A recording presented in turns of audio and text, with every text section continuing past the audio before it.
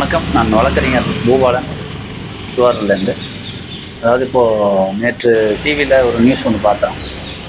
முதலமைச்சர் உங்களுடைய சுற்றுச்சூழல் பாதுகாப்பு சம்மந்தமாக ஒரு பேட்டி ஒன்று கொடுத்துருந்தாங்க. வரவேற்கத்தக்க ஒரு செய்தி. அது மக்களுக்கெல்லாம் ரொம்ப தேவையான ஒன்று. ஏன்னா சுற்றுச்சூழல் பாதுகாப்பை பற்றி மக்கள் யாருக்கும் இப்பொழுதைக்கு போதுமான விழிப்புணர்வு இல்லாமல் இருக்கிற காலத்தில் அது சம்மந்தமாக அரசாங்கம் நடவடிக்கை எடுக்கணும் அப்படின்னு சொல்கிறது வரவேற்கத்தக்க ஒரு செயல். இதில் திருவாரூர் மாவட்டத்தில் பார்த்தீங்க அப்படின்னாக்க எல்லா ஊர்லேயும் மழை பெய்யும். சுற்று வட்டாரங்கள் எல்லா இடத்துலையும் மழை பெய்யும். திருவாரூரில் மட்டும் மழை பெய்யாது. ஏன்னா நல்லவங்க இருக்கிற ஊரில் மழை பெய்யாதுன்னாங்க. காரணம் என்னென்னா, இங்கே இருந்த மரங்கள் எல்லாமே கிட்டத்தட்ட அடியோடு அகற்றப்பட்டு போயிடுச்சு. தெற்கு வீதியில் ஆரம்பித்து திருவாரூர் நகரை சுற்றி இருந்த இடத்துல எல்லாம் பார்த்தீங்கன்னா குறைஞ்சபட்சம் ஒரு சோலைவனமாகவே தான் இருந்தது. 1970-75. அதுக்கப்புறம் கொஞ்சம் கொஞ்சமாக ஆக்குபேஷன்ஸில் போகிறதுல ரோடு எக்ஸ்டெண்ட் பண்ணுறது, மக்களுடைய வீடுகளுக்காக ஆக்குபேஷன் இப்படின்றதுல இருந்த மரங்கள் எல்லாத்தையும் ஒன்று ஒன்றா எடுத்து இப்போதைக்கு திருவாரூர் பார்த்திங்கனாக்க வெளியில் சேட்டலைட்லேருந்து பார்த்தோம்னாலே தனியாக ஒரு மொட்டையாக தான் தெரியும். மரங்கள் இல்லாத ஒரு ஏரியாவாக, ஒரு நகரமாக. இதுக்கு மரங்கள் எல்லாம் இப்போ எதுக்காக எடுக்கிறாங்கன்னு பார்த்தாக்க, ஒன்று மக்களுடைய உபயோகத்துக்காக நாங்கள் ரோடு போடுறோம், அந்த ரோட்டுக்காக நாங்கள் இடைஞ்சலாக இருக்கக்கூடிய மரங்களை எல்லாம் எடுக்கிறோங்க. ஒரு 35 ஆண்டு 50 ஆண்டு பழமை வாய்ந்த மரங்களை எல்லாம் அடியோடு வெட்டி எடுத்துக்கிட்டு போயிட்டுருக்காங்க. இதனால் சுற்றுச்சூழல் எப்படி பாதுகாக்கப்படும் அப்படிங்கிறது ஒரு கேள்விக்குறியாக இருக்குது. மக்களுக்கு தேவையான ரோட்டை போடுற நீங்கள் மக்களுக்கு தேவையான காற்றை தரதுக்கான மரத்தை எல்லாம் எடுத்துட்டா சுவாசிக்கிறதுக்கான காற்றை கூட நாளைக்கு நம்ம விலை கொடுத்து வாங்கக்கூடிய சூழ்நிலை வரலாம். இப்போ நம்ம தண்ணியை வாங்கிட்டு இருக்கிறது ஒரு 15 வருஷத்துக்கு முன்னாடி இல்லாத ஒன்றா இப்போ நம்ம ரெகுலரான ஒன்றா செஞ்சுக்கிட்டு இருக்கோம். முன்னாடியெல்லாம் யார் வீட்லேயுமே தண்ணி வாங்க மாட்டாங்க. வீட்டு வாசலில் ஒரு பைப் இருக்கும், திறந்தோம்னா தண்ணி வரும், தண்ணியை குடிச்சிட்டு வழிப்போக்கர்கள் முதற்கொண்டு யூஸ் பண்ணிட்டு போயிட்டு இருந்தாங்க. ஆனால் இப்போ எல்லார் வீட்லேயும் கேன் வாட்டர் வந்துருச்சு. இந்த கேன் வாட்டரும் சுத்தமாக இருக்கா அப்படின்னாக்கா அதுக்கும் சரியான ஒரு அங்கீகாரம் இல்லாத ஒரு கேன் வாட்டர் தான் இப்போதைக்கு போயிட்டு இருக்கு. இதே மாதிரி நாளைக்கு காற்றையும் நம்ம விலை கொடுத்து வாங்கக்கூடிய சூழல் வரும் அப்படிங்கிறதுக்கு மரங்கள் எல்லாம் இல்லாமல் போயிட்டு இருக்கிறதும் ஒரு காரணம். ஸோ இப்படி மரங்களை எல்லாம் எடுத்துட்டோம்னா நமக்கு சுற்றுச்சூழல் எப்படி பாதுகாக்கப்படும்? இதுக்கு கொஞ்சம் சரியான பதிலை முதல்வர் அவர்கள் தெரிவித்தார்கள் என்றால் நன்றாக இருக்கும். நான் திருவாரூர், பெயர் செந்தில். திருவாரூர் நகரில் முக்கியமான பகுதியான துர்காலயா ரோடு சாலை விரிவாக்கம் என்ற பெயரில் கிட்டத்தட்ட 30 ஆண்டுகளுக்கு மேலான மரங்களை ஒட்டு முழுதாக அளித்திருக்கிறார்கள். இது நகரத்துக்கு உட்பட்ட சாலை, புறவழிச்சாலை கூட கிடையாது. மரம் இருக்கிற இடத்த ஒரு சின்ன தடுப்பு மாதிரி பண்ணிவிட்டு மரம் எடுக்காத அளவுக்கு சாலையை விரிவாக்கம் பண்ணியிருக்கலாம் அப்படிங்கிறது தான் எங்களோட இந்த பகுதி வாழ் மக்களோட கருத்து. ஆனால் அதை எந்த கருத்தையும் யாரும் காதில் வாங்கிக்கிற மாதிரி இல்லை. அவங்களுக்கு நோக்கம் கிடையாது. ஏன்னா மரம் மண்ணின் வரம். மரம் இயற்கையோடு இணைந்த வளர்ச்சி தான் தலைமுறை காக்கும். அது எதுவுமே இந்த ஆட்சியாளர்களுக்கு நோக்கம் கிடையாது. அதனால் அவங்க கவனத்தில் கொள்வது கிடையாது. அவங்களுக்கு தேவை இந்த சாலையை போடணும், சாலையிலேருந்து சாலை போடுறதுலேருந்து கிடைக்கிற வருமானம் வரணும், அது மட்டும்தான் அவங்களுக்கு நோக்கமாக இருக்குது.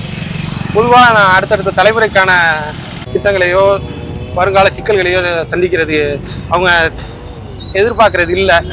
அதாவது இன்னைக்கு பருவநிலை மாற்றங்களுக்கு பெரிய பேராபத்து இந்த உலகமே எதிர்கொண்டிருக்கு.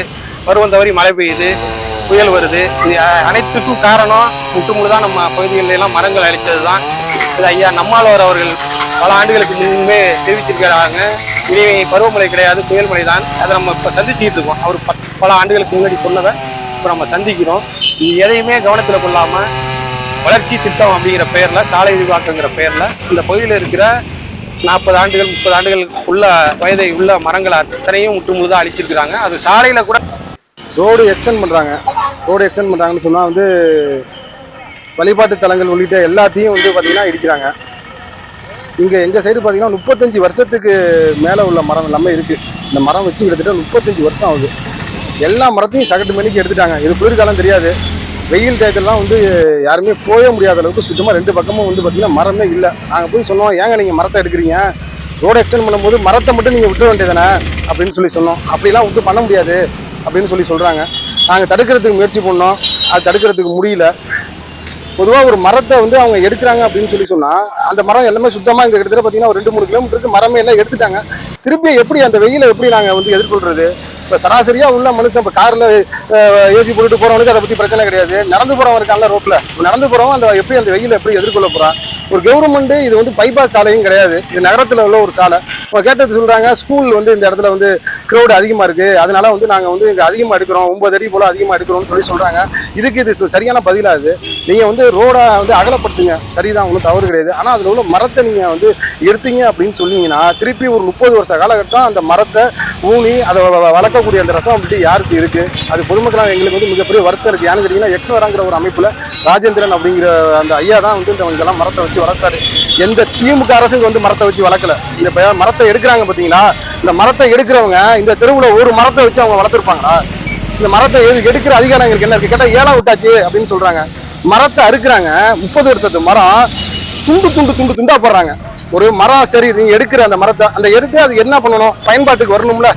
எல்லாம் வேம்பு மரம் எல்லாமே, அதை வந்து கொஞ்சம் கூட அது ஒரு உயிர் தான், மரம் உயிர் தானே, சரி ரைட்டு நீங்கள் எடுத்துட்டீங்க, அதை பயன்பாட்டுக்கு கொண்டுட்டு வரணும்ல. துண்டா வெட்டி போடுறாங்க. போய் கேட்கறதுக்கு சொல்றாங்க, அதெல்லாம் உங்களுக்கு என்னங்க பிரச்சனை இருக்கு, நீங்க நவுந்து அந்தாண்ட போங்க அப்படின்னு சொல்றாங்க. அதிகமா இன்னும் போனா நம்மளை மிரட்டுவாங்க. ஏன்னா இதெல்லாம் யார் செய்யறாங்கிறது உங்களுக்கு எல்லாருக்கும் தெளிவா தெரியும். கிட்டத்தட்ட பார்த்தீங்கன்னா 4 மாசம் தான் இருக்கு, எதுக்கு தேர்தலுக்கு இன்னும் 4 மாசம் தான் இருக்கு. அவ்வளோ அவசரமா இந்த ரோடு போட வேண்டிய தேவை என்ன இருக்கு? ஏன் நான் இங்கே தான் பிறந்து இங்கே தான் நான் வளர்க்குறேன், எனக்கு கிட்டத்தட்ட 43 வயசாக தான் இங்கே தான் இருக்கேன். நான் அப்படி என்ன எங்களுக்கு நெருக்கடி? நாங்கள் வந்து உங்கள்கிட்ட சொன்னோமா நீங்கள் ரோடு எக்ஸ்டெண்ட் பண்ணுங்க, இங்கே பயங்கர பிரச்சனையாக இருக்குன்னு சொன்னோமா? அதெல்லாம் ஒன்றுமே கிடையாது. இந்த கவர்மெண்ட் முடிகிறதுக்குள்ள நம்ம ரோடு போட்டு அதுக்கான வந்து வருமானத்தை நம்ம பார்த்துருங்கிற ஒரு நோக்கம் தானே. நீங்கள் சிறப்பாக ரோடு போடணுங்கிற ஒரு நோக்கமா? நீங்கள் சிறப்பாக எங்காச்சும் நீங்கள் ரோடு போட்டிருக்கீங்களா? அப்போ நீங்கள் போடுற ரோடு ஒரு நாள் மழை பெஞ்சிச்சுன்னா மறுநாள் குண்டு குழியுமா இருக்கு, அதில் எல்லாமே நாற்று உணிக்கிட்டு பிரச்சனை பண்ணிட்டு இருக்கான். அந்த மாதிரி தான் நீங்கள் ரோடு போட்டிருக்கீங்க. எங்காச்சும் ஒரு சிறப்பான ரோடு உங்களால் போட முடியுமா? நீங்கள் போட்டிருக்கீங்களா? ஒரு லைட்டு கிடையாது, எல்லா பகுதியும் இருட்டா இருக்கு. ஏன்னா என்ன அரசு நீங்க பண்ணிக்கிட்டு இருக்கீங்க? ஆனா இதுல முக்கியமா இப்ப நீங்க ரோடுக்கு வந்துட்டீங்க, இருக்கிற மண்ணெல்லாம் அள்ளி எங்க எடுத்துட்டு போறீங்க? இங்க உள்ள மண்ணெல்லாம் எங்க போய் கொட்டுறீங்க? ஏதாச்சும் ஒரு கேப்பார் கேள்வி இருக்கா? ஏதாச்சும் கேட்டாலும் நீங்க சரியான பதில் சொல்லுவீங்களா? இல்லை ஓப்பனா ஒரு ஸ்டேட்மெண்ட் உங்களால கொடுக்க முடியுமா? இங்கேருந்து இவ்வளவு மண் அடிருக்கோம், இந்த இடத்துல கொட்டிருக்கோம், இதுக்காக பயன்படுத்துறோம் நீங்க சொல்லுவீங்களா?